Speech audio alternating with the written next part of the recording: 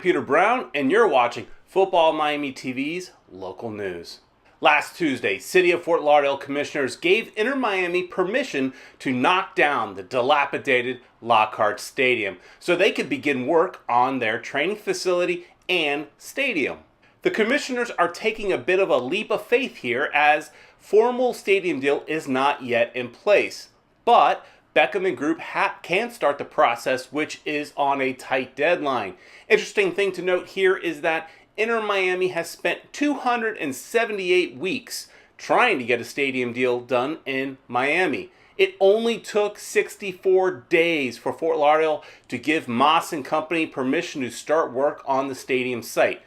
As I always say, it's never easy in Miami. April 3rd is the day where we could say Inter Miami Academy officially started. 550 kids were invited to try out for the academy from ages 12 to 19. The talent will get whittled down to 120 future stars that will proudly wear the Inter Miami crest.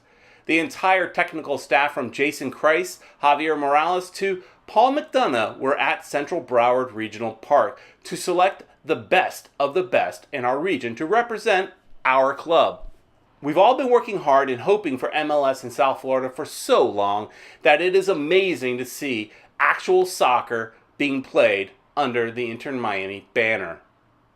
Surprise, not surprised with this story, we live in a very litigious society and Inter Miami is getting used to spending time in court. This time it comes all the way from Italy. In 2014, Inter Miami filed a US Patent and Trademark to make the abbreviated version of its name, Inter, an exclusive brand. This would keep Inter Miami from marketing itself as Inter. Major League Soccer on March 25, 2019, filed an opposition to Inter Milan's claim that it should have exclusive rights to Inter. MLS's argument is that many teams across the globe have Inter as part of their name. And in our case, here in Miami, it is literally just a shortening of the longer Club International de Futbol Miami. They claim no one should have sole claim to the word Inter, including Milan. Let's be honest, Inter Miami is not a very original name for an MLS team, but it's to be expected because several MLS teams have borrowed names from European clubs. In Miami's case, it may not be very original, but it does fit the international city that we live in. How will Miami fare against Milan? Who has the bigger legal payroll for this fight?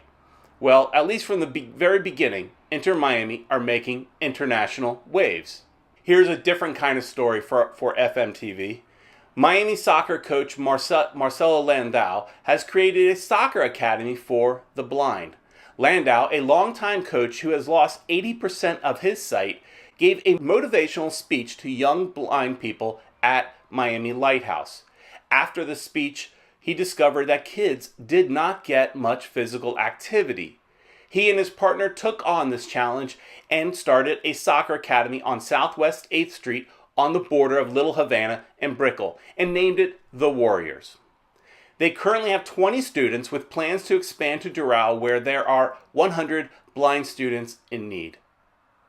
The blind students use specially made soccer balls with bells inside to help guide the blind players. Landau has received support from Juventus Academy, who have made their soccer courts available. The fields have synthetic turf and are ringed by metal fencing with wooden boards, whose sound allows the players to orient themselves. Landau's vision includes spreading his program throughout Florida and then the rest of the U.S.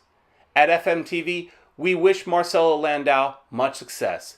This is an awesome soccer story that lives right here in Miami. Question for the week.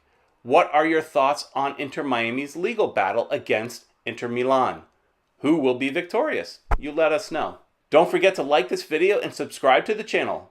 Thanks for watching, and we'll see you next week.